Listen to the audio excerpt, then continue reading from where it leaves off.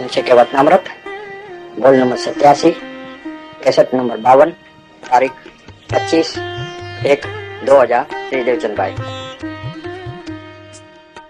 नमो अर्यंताणम नमो सिद्धाणम नमो आयर्याणम नमो उवज्जायाणम नमो लोये सवसावणम नमो समय साराय स्वानुभूत्या चकास्ते चित्स्वभावाय भावाय सर्वभावांतरचिले मंगलम भगवान वीरो मंगलम गौतमो गणि मंगलम कुंद कुंदार्यो जैन धर्मोस्तु मंगलम सर्वमंगल मांगल्यम सर्वकल्याणकारकम प्रधानम सर्वधर्माणम जैनम जयतु शासनम ओंकार बिंदु संयुक्तम नित्यम ध्यायन्ति योगिनो कामदम मोक्षदम चैव ओंकाराय नमो नमः।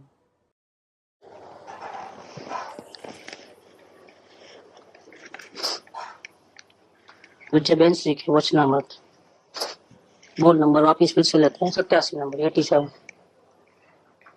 मारे पરની ચિંતાનું શું પ્રયોજન, મારો આત્મા સદા એકલો છે એમ જ્ઞાની જાણે છે।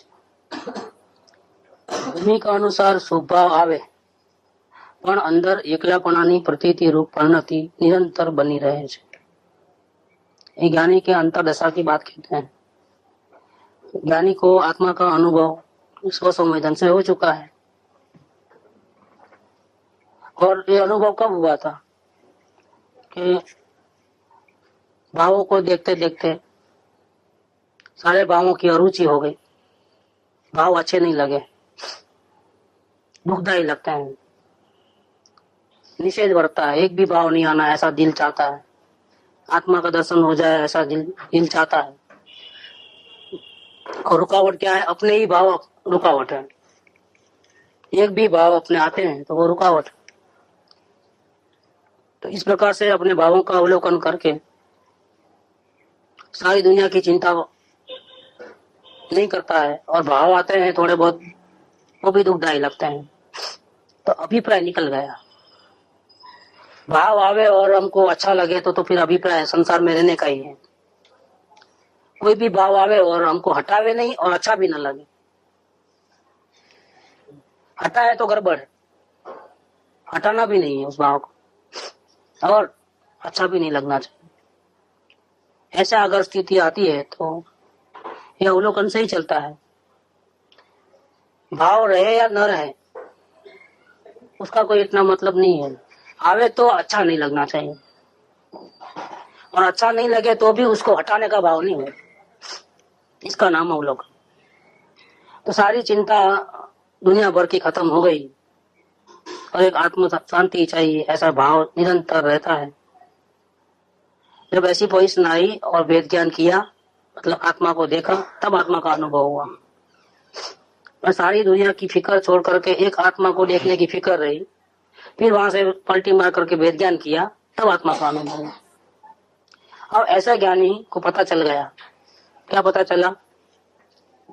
ये सारी दुनिया मिल जाए तो भी मैं सुखी न हो सकूं, और कोई दुनिया का एक रजकण भी मेरे पास मेरे को न मिले, फिर भी मैं अपने आप में अकेला ही मैं सुखी रह सकता हूँ।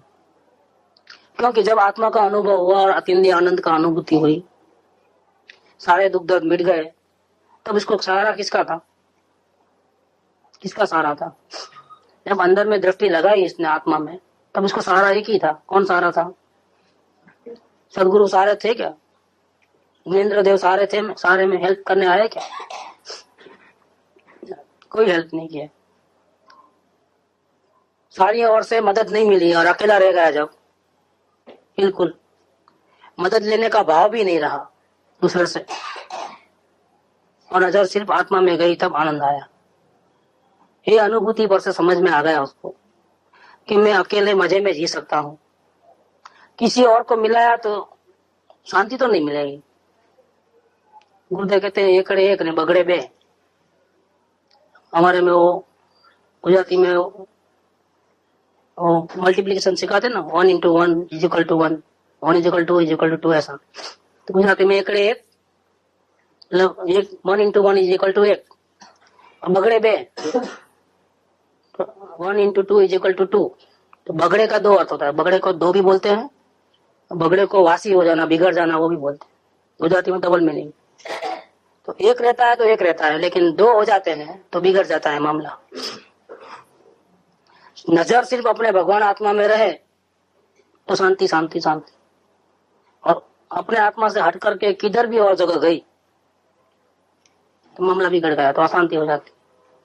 तो ये ज्ञानी पुरुष को अपने अनुभव से ये पता चल गया कि मुझे आनंद चाहिए तो मुझे अकेले ही रहने में मजा है। किसी का भी साथ लेने गया तो गड़बड़ी होने वाली, तो मेरे को शांति मिलने वाली नहीं। मारो आत्मा सदा एकलो छे एम ज्ञानी जाने छे, अनुभव पूर्वक उसको पता चल गया है। अब मुझे सुखी होने के लिए, मुक्ति पाने के लिए, भवसागर तीरने के लिए मुझे किसी की मदद की कोई जरूरत नहीं है। थोड़ी भी पराधीनता जिनेन्द्र देव की भी नहीं चाहिए, देवगुरु शास्त्र की भी मदद, हेल्प, पराधीनता, गुलामगिरी नहीं चाहिए। भक्ति जरूर है क्योंकि उन्होंने रास्ता दिखाया, उपकार बहुत आता है अंदर में। तो ऐसा स्वाधीन मेरा आत्मा है, ऐसा अगर उन्होंने नहीं बताया होता तो मैं कैसे मुक्ति पाता। उपकार उनका पूरा है, इतना उपकार पूरा है कि जिंदगी पूरा अर्पण है। गुरु का उपकार नहीं चुकाया जा सकता। चमड़ी छील करके जूते बनाए तो भी गुरु का उपकार नहीं, लेकिन आधार बुद्धि नहीं। सुख गुरु में से नहीं आने वाला है, सुख देव में से नहीं आने वाला है। सुख तो मेरे भगवान आत्मा में से। मैं अकेला हूँ और अकेला ही काफी हूँ। अगर 2 पना रखूंगा, किधर भी नजर रखूंगा तो गड़बड़ तो होने वाली है। गड़बड़ मतलब क्या, अशांति हो जाएगी। अब मुझे शांति चाहिए, और वो शांति तो अकेले रहने में ही मिलती है। अकेले रहने में ही शांति है। 2 पना कर गया किधर भी तो गया। तो मेरा आत्मा सदा अकेला है, ऐसा ज्ञानी जानता है। तो अकेला है तो फिर मुझे दूसरे की चिंता का क्या प्रयोजन। दूसरा कोई भी हो ना, बेटा हो, पति हो, पत्नी हो, माँ हो, बाप हो, जब तक दूसरे की चिंता है तब तक अशांति है। दूसरों की चिंता नहीं है तो उपयोग अंदर में गया तो शांति शांति शांति। कोई मुझे बेटा क्यों लगता है, कोई मुझे पति क्यों लगता है, कोई मुझे पत्नी क्यों लगती है, ये भी वो भी आत्मा है। वो अपना कर्म लेकर के आया है, भटकते भटकते सब एक झाड़ पे इकट्ठा हो गए हैं। पंछी का माला है, सुबह होते ही सब अपने अपने बिना पूछे ही रवाना हो जाएंगे। कोई किधर जाएगा, कोई किधर जाएगा, न जाने कहाँ से आए हैं, कोई कौन सी गति में से आया है, कोई कौन सी गति में से आया है। क्या इतना पंचायत करने का है। और पंचायत करने से भी अगर हमारा काम हो जाता हो तो भले ही करे, वैसा तो होने वाला नहीं। ये दुनिया अपनी इच्छा के अधीन नहीं है, और हम भी किसी दुनिया की इच्छा के अधीन नहीं है। हम भी स्वतंत्र है, और दुनिया के हर एक जीव, जड़, चेतन, सब पदार्थ, सबके सब स्वतंत्र है। आप चिंता करोगे तो अपने आप बिगाड़ लोगे, और अपने में रहोगे तो अपना सुधार लोगे। इसलिए अकेले रहने में ईशान है। जग में जिसको निज कहता मैं, वह छोड़ मुझे रख देता है। मैं आकुल व्याकुल हो लेता, व्याकुल का फल व्याकुलता है। मैं शांत निराकुल चेतन हूँ, है मुक्ति रमा सहचर मेरी। यह मोह तड़क कर टूट पड़े, प्रभु सार्थक फल पूजा तेरी। मोह रखने से मतलब नहीं है। मोह रखा तो 2 जने हो जाएंगे एक से बढ़ के, और मोह नहीं है, मेरा कुछ नहीं है, मैं अकेला हूँ, कोई मेरा नहीं, तो मोह नहीं है। फिर वहां ज्ञान दशा है, वस्तु स्वरूप का भान है। अकेला हूं तो पराधीनता नहीं है, किसी की गुलामगिरी नहीं है, आधार बुद्धि नहीं है। और पराधीनता वही सबसे बड़ा दुख है। किसी के अंडर में रहना पड़े, कितने भी मजे में रहो, लेकिन किसी के अंडर में है तो मजा, शांति नहीं मिलेगी, क्योंकि हमारा बॉस कोई और है। कृपाल केस में आता है कहानी में, सबको मालूम है धना और शालीभद्र की कहानी जो है। शालीभद्र मजे में था, लेकिन उसकी माँ बोले आज अपने घर में राजा पधारने वाले हैं। उसको राजा कौन है वही नहीं पता, तो कभी महल से नीचे उतरा ही नहीं। महल में ही सब कुछ अरेंजमेंट कर दिया था उसका, दुनिया में जो कुछ चाहिए सब महल में मिल जाए, इतना कोट्याधिपति जो समझो, राजा की रानी नहीं पहनती होंगी साड़ी वगैरह, उससे ऊंची साड़ी ये लोग खरीदते थे, और उनकी 32 जो पत्नियां है वो पहनती थी वो साड़ी। बाहर गांव से कोई आता था दे दिशावर से, तो राजा नहीं खरीद सकता, वो साड़ी वो खरीद लेता था, इतना पैसा था उसके पास। राजा की हिम्मत नहीं चलती थी, रानी लोग नहीं पहनते थे। और फिर पहनते तो पहनते, एक दिन में पहन करके फिर दूसरे दिन तो फिर यूज करना ही नहीं दोबारा, वो फेंक देना। क्या उसकी काम वाली पहनती, फिर वो काम वाली और किसी को देती, ऐसा चलता। उसकी पत्नी ने पहना जो सेला जो था रत्नों से भरा हुआ, और राजा नहीं खरीद सका था, उसने खरीद लिया, उसने पहना और दूसरे दिन फेंक दिया, काम वाले को दे दिया। बात पहुंची उसके पास, राजा के पास, और ये तो यही साड़ी है जो मैंने नहीं खरीदा था, और ये पहन के चल रही है काम वाली, क्या बात है। कभी फिर वो मिलने आता है, मेरे को देखना है सालीभद्र कौन है। इतना पैसा है उसके पास, कभी मेल से नीचे नहीं उतरा वो। तो माँ बोलती है आज तो अपने घर में राजा आने वाले हैं। राजा माने कौन? पृथ्वी का मालिक। हमको भी उसको देना पड़ता है कुछ टैक्स वगैरह, अगर हमको शांति से रहना है इस जमीन पे। तो property tax, income tax, sale tax, ये सब हमको देना पड़ता है। वेल्थ टैक्स, नहीं तो हमको नहीं रहने देगा यहाँ पर, पकड़ के जेल में डाल देगा। वेल्थ टैक्स नहीं भरा, निकालो पैसा, उसका पेनल्टी लगाएगा। उसका नाम राजा है, अपने से भी ऊंचा है। तो मेरे सर पे भी कोई है क्या? उसका माथा तिनक गया बिल्कुल। मैं मुक्त रहना चाहता हूँ, मेरे सर पे कोई है, मेरे को मंजूर नहीं है। इतना सुख होने पर भी मेरे ऊपर कोई है क्या? मुझे नहीं चाहिए ऐसा सुख। मेरे को स्वाधीनता का सुख चाहिए, मेरे ऊपर कोई नहीं होना चाहिए। उसको वहां से माथा तिनका सालीभद्र का, कि कितना भी सुख हो लेकिन अपने ऊपर कोई है तो फिर क्या मतलब है? तो कभी भी छीन लेगा अपने। संसार से वैराग्य है, मुझे नहीं चाहिए संसार के सुख, क्योंकि नकली है, स्वाधीनता नहीं है इसके अंदर, गुलामी की गंध है उसमें। भले सोने के पिंजरे में रहता हूँ, लेकिन पिंजरे में ना, खुली हवा में तो नहीं ना। नहीं चाहिए, ये धोखा है। ये मैं अपना समय बर्बाद कर रहा हूँ, अपना पुण्य खर्चा कर रहा हूँ। क्या कर रहा हूँ? पूर्व पुण्य के उदय से तकलीफ नहीं है, अनुकूलता है, लेकिन कितना दिन टिकेगा? नहीं चाहिए। वहां से वैराग्य है, मुझे तो ये सब नहीं चाहिए। और मन अशांत रहने लगा, दुखी दुखी दुखी हो गया। क्या करना कुछ समझ में नहीं आया। इतने में जाति स्मरण ज्ञान, भूतकाल में, क्योंकि मुनिराज को भी कभी नहीं देखा था, सुखी आदमी का स्वरूप नहीं देखा था उसने कभी। जाति स्मरण ज्ञान में उनको पूर्व भोग याद आई, तो मुनिराज ऐसे सुखी रहते हैं जंगल में अकेले। मुझे ऐसा बनना है, अब मुझे रिक्शा ले लेनी है, मेरे को संसार नहीं चाहिए, अब मुझे अकेले रहना है, मैं अकेला हूँ, मुझे अकेले रहना है। पूर्व भोग याद आते, ये पर्याय बदल गई ना। भूतकाल में कोई था, कहाँ था, अब कहाँ आ गया, फिर और कहीं जाएगा। और ये चक्कर चलने वाला है, मुझे नहीं चाहिए चक्कर, मुझे तो मुक्त जैसा चाहिए। मेरे को किसी का सहारा नहीं चाहिए। अब ये झूठे सहारे पे मेरे को नहीं जीना है। आज से त्याग, 32 आने को रोज एक एक छोड़ना, डिक्लेयर कर दिया, मुझे नहीं चाहिए। ये पराधीनता दुख है। कहने का मतलब क्या है? मेरे सर पे राजा नहीं, ऐसा नहीं रहना है मेरे। तो ऐसे ही बात कहते हैं कि मेरा आत्मा सदा अकेला है। ऐसा ज्ञानी जानता है, मुझे किसी की अंश मात्रा भी जरूरत नहीं है।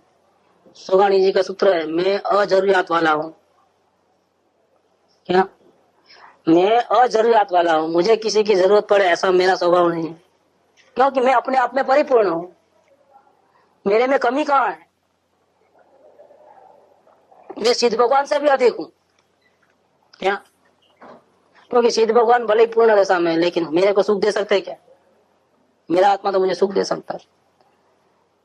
करोड़पति हो लेकिन अपने को मांगे तो 10,000 रुपया नहीं दे, काय का करोड़पति अपना? और लखपति हो लेकिन मांगे तो देवे 10,000 रुपया, तो हमारे लिए तो करोड़पति से भी ज्यादा इंपॉर्टेंट है। हमारे लिए वही करोड़पति है, भले ही वो लखपति हो। हमको शांति जहां से मिले वो हमारे लिए सर्वश्रेष्ठ है। वो तो अपने आत्मा के अलावा कहीं नहीं मिलेगा। इसीलिए उनको पसंद आया गुरुदेव का वचन। बोले गुरुदेव का ये वचन मुझे बहुत अच्छा लगता है कि तुम सिद्ध भगवान क्या, तुम सिद्ध भगवान से भी अधिक हो।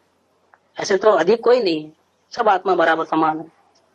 लेकिन गुरुदेव ने वो बात बताई कि तुम तो कैसे हो, तुम सिद्ध भगवान से भी अधिक हो। अधिक मतलब कि सिद्ध भगवान में अनंत गुण है, तो अपने में अनंत प्लस एक नहीं है, अनंत ही है। जितनी ताकत उनमें है उतनी अपने में है, और दोनों बराबर है। फिर अधिक क्यों कहा? इसलिए कहा कि मेरा सुख तो मेरे में से ही आता है। अनंत सिद्ध इकट्ठा हो तो भी मुझे सुखी नहीं कर सकते, और मेरा आत्मा अकेला है तो मुझे सुखी कर सकता है। नजर करते ही सुखी, और वहां तो 24 घंटा उनकी पूजा पाठ करो तो भी सुखी नहीं हो। सिद्ध भगवान की पूजा किया करो भावपूर्वक, तो भी सुखी नहीं हो सकता। पुण्य बंधन होगा, स्वर्ग में जाएगा लेकिन मुक्ति नहीं मिलेगी। और अपने आत्मा को सिर्फ देखेगा, चिंतन करने की जरूरत नहीं है, सिर्फ देखना, मैं आत्मा हूँ महान हूँ बोलने की जरूरत नहीं, सिर्फ देखो, सिर्फ शांति शांति शांति शांति। मांगने की जरूरत नहीं है, कल्प वृक्ष के पास मांगना पड़ता है, चिंतामणि के पास चिंतन करना पड़ता है, तब अपनी मनवांछित पदार्थ मिलते हैं, वो भी संयोग मिलते हैं। आत्मा तो फिर भी नहीं मिलता है, संयोग मिल जाता है, संयोग अनुकूल हो जाते हैं, वो भी मांगे तो। और यहाँ न कुछ मांगना पड़ता है, न कोई चिंतन करना पड़ता है, देखने मात्र से बिना मांगे अतीन्द्रिय आनंद में नहा लो, ऐसा मिलता है आत्मा के पास। इसीलिए मैं अजरूरत वाला हूँ। मेरा स्वरूप पराधीन रहने का नहीं है, मैं अकेले रह सकता हूँ शांति से, मुझे जरूरत नहीं है किसी की भी। तो फिर मुझे पर की चिंता का क्या प्रयोजन? चौहान जी ने एक बार ऐसा लिखा अपना, अंदर में अनुभूति करके बाहर निकले, आत्मा का अनुभव करके, तो हम बोले हाँ सारी दुनिया में मैं अकेला ही था और कोई नहीं था। क्या अकेला ही हूँ और कोई नहीं है? लेकिन गलती महसूस हुई वहां पर भी। अरे मैं ये क्यों बोला कि और कोई नहीं है? इतनी भी नजर बाहर गई ना, और कोई नहीं है इतना मेरे को क्या जरूरत थी बोलने की? मेरे को यहाँ ही फुल स्टॉप करना था। कहाँ पर? सारी दुनिया में मैं अकेला ही हूँ। अभी भी इतनी नजर बाहर जाती है, मेरी कमी है कि और कोई नहीं है। मैं देखने क्यों गया कोई है कि नहीं है? मुझे क्या पंचायत है? तो है, नहीं है तो नहीं है तो मुझे कोई तकलीफ नहीं है, और नहीं है तो मुझे कोई कमी नहीं है। मेरा ध्यान इतना भी क्यों बाहर गया? तो वो चेंज कर दिया हो, सेंटेंस को चेंज किया हो, मैं ही मैं हूँ, बस इतना ही। सारी दुनिया में मैं ही मैं हूँ, बस इतना ही, और इससे ज्यादा आगे कुछ नहीं। ये बात इधर लागू पड़ती। देखो वो सौगाणी जी इसी धरती पे हुए ना, हम जैसे ही थे, गृहस्थ, सारी उपाधियां उनमें मौजूद थी। बाहर की धरती से देखे, व्यापार धंधा कुटुंब परिवार। गुरु के पास आना हो तो रोते थे, लेकिन संयोग साथ देते नहीं थे। निरंतर गुरु चरण में रहना था, लेकिन रह नहीं पाते थे। संयोग कुदरत, बिना पुण्य से कैसे रह सकते? आपका उड़े चल रहा था, कर्मों को चुकाना था, कर्जों को। लेकिन फिर भी जो साधना की है, बहुत जबरदस्त साधना की। 18 साल में अनंत भावों का निवेड़ा कर दिया। 18 साल के अंदर साधना, 18 साल की पूरी छुट्टी कर दी हर एक की। मारे पરની चिंता नु શું प्रयोजन? माताजी को बोले कि सब झगड़ा करते हैं मुमुक्षु लोग, गुरुदेव रहे नहीं, किसको जाके बोले, कौन समझावे इनको? आपकी बात मानेंगे, हमारी बात नहीं मानते हैं। आप ऑर्डर निकालो, सबको बुलाओ, सबको शिक्षा दो, ऐसा नहीं करना, ऐसा नहीं करना, इस डिसिप्लिन में रहना। गुरुदेव का नाम बदनाम होता है, आप ऐसा करोगे तो कैसा चलेगा कल? ऐसा बोले माता जी, रिक्वेस्ट किए कुछ लोगों ने, क्योंकि और किसी की तो बात सुनने वाले नहीं है, आपस में झगड़ा करते हैं और गुरुदेव का नाम बहुत बदनाम होता है। वो झगड़ा करे नरक में जाए तो भले जाए, लेकिन हमारे गुरुदेव का नाम बदनाम नहीं होना चाहिए ना। और आपके रहते हुए गुरुदेव का नाम बदनाम हुए, आप कैसे सहन कर सकते हो? तो गुरु के भक्त थे, रात दिन गुरुदेव को याद करने वाले थे, लेकिन गुरुदेव का नाम बदनाम हो रहा था। वो भी उनके मुमुक्षु मानने वाले लोग आपस में झगड़ा करके। जब लोग ऐसा बोले उनको तो बोले क्या बोले, गुरुदेव को स्वर्ग से आकर के सबको ठीक ठाक करना है तो करें, मेरे पास तो कोई टाइम नहीं है ऐसा। क्या बोले, मेरे पास टाइम नहीं है, मेरे को अपना काम कितना करना बाकी है।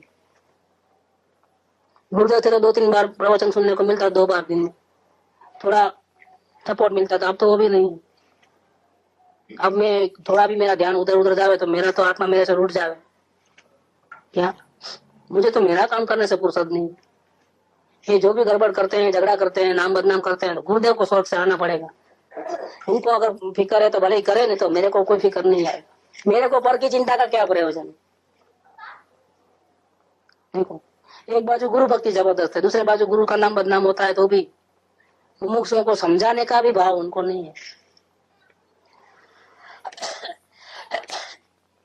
आश्चर्य लगे अपने को, कैसे गुरु भक्त है, गुरु का नाम बदनाम होता है, कुछ नहीं करते हैं। नहीं भैया, ये हेरा फेरी का मार्ग नहीं है, किसी को समझाने का मार्ग नहीं है, किसी को भी बदला नहीं जा सकता, किसी की होने को पलटा नहीं सकते, कुछ भी नहीं करना है। करने धरने वाली बात इस मार्ग में नहीं है। और का तो कुछ कर सकते भी नहीं ना, किसी को क्या कर सकते हैं। अरे अपना उपयोग को भी अंदर रखना है तो भी नहीं रख सकते, दूसरे की बात तो क्या करेंगे। अपनी इतनी भी हैसियत नहीं है, एक भी परिणति को पलटा नहीं सकते। अपने उपयोग बाहर रहता है तो अंदर लेके आऊं, इतना भी नहीं हो सकता, तो फिर और तो क्या बात करें। ये मार्ग ही ऐसा है, हेरा फेरी करने का, उठा पटक करने का, इधर की काड़ी उधर रखने का, सूखे घास के तिनके के 2 टुकड़े करने की भी हमारी ताकत नहीं है। क्या करें हम। इसीलिए सच्चे गुरु भक्त हैं, गुरु ने जो कहा वही करते हैं। गुरु ने कहा तुम अपने आत्मा की आराधना करना और लफड़े में नहीं पड़ना, ये पंचम काल में सब होता है। क्या सब प्रकार की तकलीफ होंगी, क्योंकि सर्वज्ञ भगवान नहीं है, मुनि भगवान नहीं है, कोई सच्चा स्वरूप समझाने वाला नहीं है। समझाने वाले हैं तो उनकी कोई बात सुनेगा नहीं, क्यों, कि वो स्वयं ग्रस्त दशा में है। बाहर में तो उनको भी राजद्वेष दिखाई देते हैं, उनके परिणति में कौन सुनेगा। जितने अंदर में बात वितरागता की बैठी है, अनुभव में आया है क्या, उतना वितरागता बाहर में दिखाई देती है क्या। बातें वितरागता की और आचरण कैसे, राग द्वेष वाले, कौन सुनेगा। कोई सुनने वाला नहीं, मानने वाला भी नहीं, हंसी मजाक में निकाल देंगे। इसलिए गुरुदेव ने कहा वही हमको करना है, अपने को अपनी आत्मा की आराधना करना और चुपचाप अकेले चले जाने को, सरपोड़ी नहीं करने। मारे पરની चिंताનું શું પ્રયોજન, મારો आत्मा सदा एकलो છે एम ज्ञानी जाने છે। ऐसे ज्ञानी को भी जब उपयोग बाहर आता है तब जिनेन्द्र दर्शन के भाव आते हैं, शास्त्र स्वाध्याय करने का भाव आता है, देव गुरु की महिमा भी करते हैं। तो क्या अवलंबन नहीं लिया, क्या अवलंबन नहीं लिया जिन प्रतिमा का, शास्त्र पढ़ने का जितना तो आधार लिया उन्होंने। एक बाजू कहते हैं मैं अकेला हूं तो शास्त्र पढ़ने की क्या जरूरत है, भगवान का दर्शन करने की क्या जरूरत है, व्रत तप उपास करने की क्या जरूरत है, इतनी क्रियाकांड क्यों करते हैं ज्ञानी। अरे सत्संग की क्या जरूरत है। कृपा वाले कहते हैं मुझे कोई बांध नहीं सकता, मुझे किसी की चाह नहीं है, लेकिन सत्संग नहीं मिले तो मेरा हृदय बहुत रोता है। इस मामले में तो मैं हमारे कुदरत से फाइट करने को तैयार हूँ। क्या सत्संग नहीं मिलेगा तो मेरे आंख में से आंसू निकल जाते, मैं मंजूर नहीं कर सकता। सत्संग क्यों नहीं मिल सकता मेरा, संयोग वियोग सब कुदरत के अधीन छोड़ने को तैयार हूँ, लेकिन सत्संग नहीं मिला तो मैं पूर्व कर्म के अधीन नहीं छोड़ना चाहता वो चीज, उतना हक तो मेरा भी है। क्या किसी के प्रति मेरा मोह नहीं है, लेकिन सत्संग के प्रति तो मेरा मोह है। अगर वो नहीं मिलेगा तो मैं जिंदा नहीं रह सकता। इतना आधार बुद्धि क्यों, जब अकेला है तो क्या सत्संग के बिना नहीं रह सकते क्या, जिनेन्द्र दर्शन के बिना नहीं रह सकते क्या, व्रत नियम करे, नियम के बिना नहीं रह सकते क्या। क्यों इतनी आधार बुद्धि ज्ञानी को। तो कहते हैं भूमिका अनुसार स्वभाव ज्ञानी को आते हैं। आते हैं मतलब करते हैं ऐसी बात नहीं, आते हैं। उपयोग बाहर जाएगा तो कुछ न कुछ तो राजद्वेष का भाव तो होंगे ही, तो संसार के बदले वो धर्म के, गुरु के प्रति, सत्संग के प्रति, शास्त्रों के प्रति, सर्वज्ञ भगवान के प्रति, इस मार्ग के उपासकों भक्ति करने पूजा में रहते हैं। इससे 2 फायदे होते हैं, संसार की माया जाल से बचे रहते हैं, और यहाँ से अंदर में जाना बहुत आसान है। चेप नहीं लगता, संसार का रंग लुभाने वाले जो सुख है उसका चेप नहीं लगता। बचे रहते हैं, कुसंग से बचे रहते हैं, असत्संग से बचे रहते हैं, और आत्मा की आराधना बरकरार रहती है। उपयोग को जबरदस्ती अंदर नहीं रख सकते, लेकिन जब बाहर है तब विवेक तो कर सकता है ना, किसका संग करना किसका नहीं करना, किसके साथ रहना किसके साथ नहीं रहना। जहाँ आत्मा कल्याण की बात ही नहीं है उनके साथ कैसे रह सकते हैं। जब हमको आत्म कल्याण का ध्येय है तो हमको आत्मा में ही रहना है, और फिर भी नहीं रह सकते तो फिर हमको क्या करना है। सेकंड अल्टरनेटिव क्या, कल आई थी ना बात कि समय दर्शन होने के पहले और बाद में भी क्या करेगा जीव। देवगुरु शास्त्र की महिमा, स्वाध्याय आदि साधन होते हैं, कहीं तो उपयोग ठहरेगा ना। अगर यहाँ नहीं रहेगा तो फिर तो लपड़े में फंस जाएगा। लेकिन ये सब ऑटोमेटिक होता है, होता है इसलिए अंदर में अभिप्राय भी ऐसा है कि मैं पूजा तो करनी ही चाहिए, शास्त्र तो पढ़ना ही चाहिए। तो फिर अंतर्मुक्ता का अभिप्राय नहीं रहा, बहिर्मुक्ता का अभिप्राय होगा। उपयोग बाहर जाता है, इसका मतलब ये थोड़ा है कि हम बाहर रखना चाहते हैं। अभिप्राय तो थोड़ा है, अभिप्राय तो निरंतर अंदर में रहे वही है, लेकिन नहीं रहता है तो क्या करें। तो ये शुभ भाव आते हैं भूमिका के अनुसार। चौथे गुणस्थान में रहे तो वैसा, पांचवें गुणस्थान में श्रावक की भूमिका में तो वैसे, मुनिराज की भूमिका में रहेंगे तो उसके अनुसार जिस जिस स्टेज पे रहता है जी, उस स्टेज के अनुकूल उस स्थान को शोभा दे ऐसे शुभ भाव ज्ञानी पुरुष को भी आते हैं। आते हैं, उनकी परिणति में दिखते हैं, फिर भी अंदर में क्या चल रहा है। किसी के सहारे में अतीम आनंद में रह सकता हूँ, मैं बिना किसी के सहारे मुक्ति पा सकता हूँ, भव सागर तीर सकता हूँ, मुझे किसी की जरूरत नहीं। चाहूं तो भी कोई मुझे हेल्प नहीं कर सकता, तो फिर चाहने का क्या मतलब है। चाहूं तो भी कोई हेल्प नहीं करता, चाहने का क्या मतलब है, ये तो टाइम वेस्ट है। तो अंदर में अकेला हूँ अकेला हूँ अकेला हूँ अकेला हूँ, बाहर में भगवान की भक्ति कर रहे हैं। जिनेंद्र देव आप नहीं होते तो मैं भी नहीं होता, आपके बिना मैं रह नहीं सकता, सत्संग के बिना मैं रह नहीं सकता, ऐसे बोलते भी हैं भक्ति के कारण, उपकार के कारण। उसी वक्त अंदर में क्या चल रहा है कि वो भक्ति के भाव राग पसंद नहीं आता है, सुहाता नहीं, शुभ भाव सुहाते नहीं है, होता है लेकिन सुहाता नहीं। क्या चाहिए फिर उनको, और क्या मिलेगा उसको। अशुभ भाव नहीं चाहिए वो तो ठीक है, चलो मानते हैं, पाप के भाव नहीं करना है, क्योंकि उसमें तो बहुत तकलीफ होती है। क्रोध करते वक्त सबसे पहले अपना ही हाथ जलता है, क्या अपना हृदय बहुत दुखी होता है तब क्रोध होता है। दूसरे को तो दुख पहुंचाओ नहीं पहुंचाओ वो तो दूसरी बात है, लेकिन सबसे पहले अपन ही जल जाते हैं। क्रोध की अग्नि में हम जलते हैं, तो उसमें तो मजा नहीं आवे, कोई भी पाप के भाव में वो तो समझ में आता है। लेकिन ये तो भगवान की भक्ति का भाव, सामायिक प्रतिक्रमण, माला फेरना, नमस्कार मंत्र का जाप, रात्रि भोजन त्याग, अनमूल त्याग, शास्त्र स्वाध्याय, उसका चिंतन, उसका मनन, साधर्मियों के साथ तत्व चर्चा, श्रवण प्रवचन सुनना, चिंतन करना, मनन करना, घोलन करना, स्मरण रखना, गुरु को निरंतर हृदय में याद करते रहना, ये सब बहुत दुखदायी लगते हैं। किसको, ज्ञानी पुरुष। अगर वह अच्छा लगता है तो फिर अंतर्मुक्ता का अभिप्राय नहीं है, एक बहुत बड़ी गड़बड़ है। होता भी है और अच्छा भी नहीं लगता, तो ही साधना चलती है, साधना चलेगी नहीं। तो उस वक्त भी अंदर में अकेलेपन की प्रतीति रूप परिणति निरंतर बनी रहती है। सोगानी जी ने लिखा है कि भगवान को पांडुक शिला पे लेके आते हैं बाल कुमार को जन्म अभिषेक करने के लिए, करोड़ों देव नाच गान महोत्सव मनाते हैं, इंद्र इंद्राणी सौधर्म इंद्र आदि लेके जाते हैं उनको, पांडुक शिला के ऊपर रखते हैं, 1008 करोड़ से उनका अभिषेक करते हैं, और फिर स्वयं इंद्र नाचता है। अब में घुंघरू बांध करके नाचता है, पैर में घुंघरू बांधता है और खुशी के मारे नाचता है, तांडव जिसको बोलते हैं।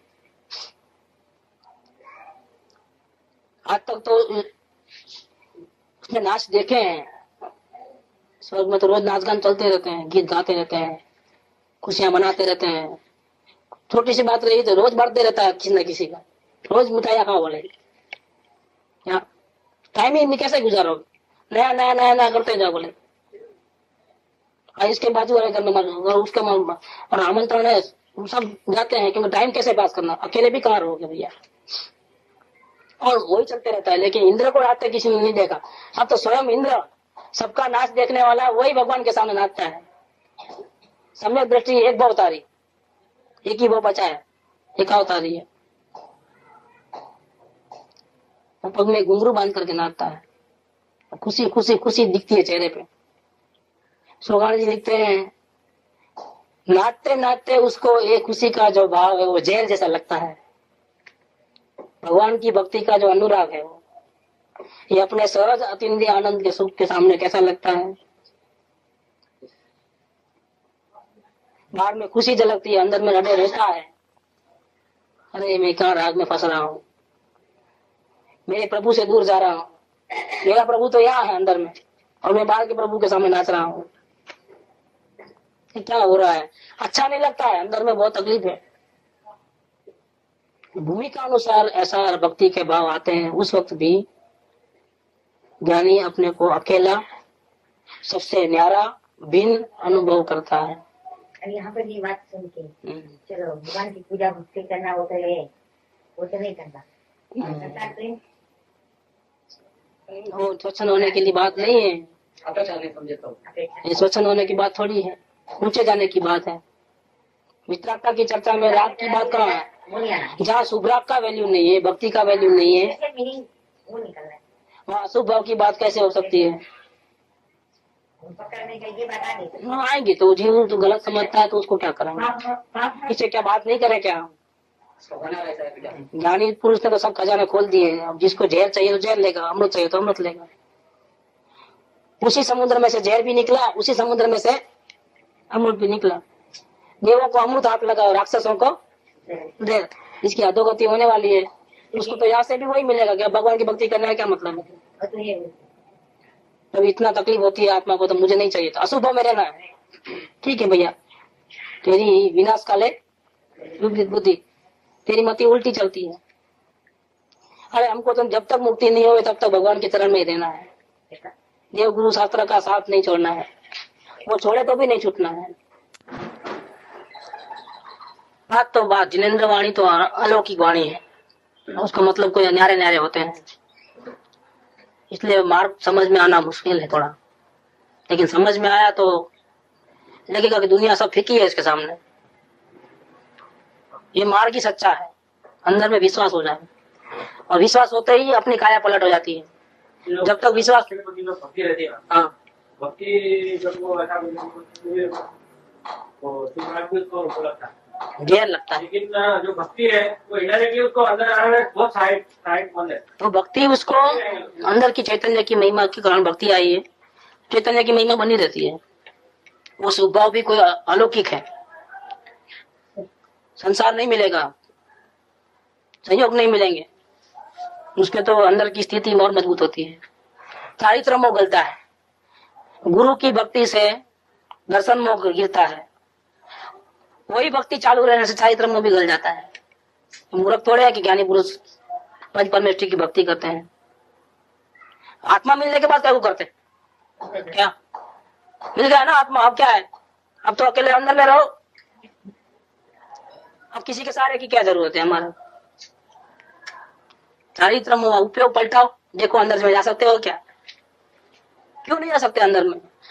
जब आत्मा देखा है, अपना घर नहीं देखा तब अलग था, अब तो देख लिया ना, अब तो चले जाओ ना, जब चाहे तब अंदर रहो ना, बाहर क्यों आते हो। नहीं, उपयोग को बाहर जाने से रोक नहीं सकते, क्यों भैया, चारित्र मोह बाकी है। हमारा दुश्मन अब दर्शन मोह नहीं है, हमारा दुश्मन कौन है, कैसे गिराओगे, क्या उपाय है। देव गुरु शास्त्र की भक्ति के बिना वो चारित्र मोह कभी गिरने वाला नहीं है। भवों के भव निकल जाते हैं, तीर्थंकर जैसे द्रव्य को भी। लेकिन जब तक यथार्थ भक्ति में नहीं आएगा, गुरु भक्ति में, देव भक्ति में नहीं आएगा, तब तो चारित्र हो जाएगा नहीं। वहां के वहां चौथे गुणस्थान में रहेगा। पांचवा गुणस्थान में नहीं आता है। पांचवें गुणस्थान में आया तो कंपलसरी हो गया, भगवान के दर्शन के बिना पानी भी नहीं पीना, कंपलसरी हो गया वो चीज। तभी समझना कि पांचवें गुणस्थान, नहीं तो जब लटकी खाते रहो। सम्यक दर्शन जरूर है लेकिन मलिन है। अपनी 16 कारण भावना में आ गया बात पूरी। इसलिए ज्ञानी पुरुष की सबसे पहली भावना वो है दर्शन विशुद्धि भावना। सम्यक दर्शन पवित्र नहीं है। सम्यक दर्शन भले ही अंदर में हुआ आत्मा का अनुभव, लेकिन बाहर की हालत देखते हुए कोई मानेगा भी नहीं कि उसको आत्मा का अनुभव है, कोई स्वीकार भी नहीं करेगा। थू करेंगे, चल चल चलते बन। ऐसे कभी ज्ञानी होते हैं क्या? आईने मुंह देख क्या? क्यों? परिणाम की चंचलता और मलिनता वैसी की वैसी है, पवित्र नहीं है सम्यक दर्शन।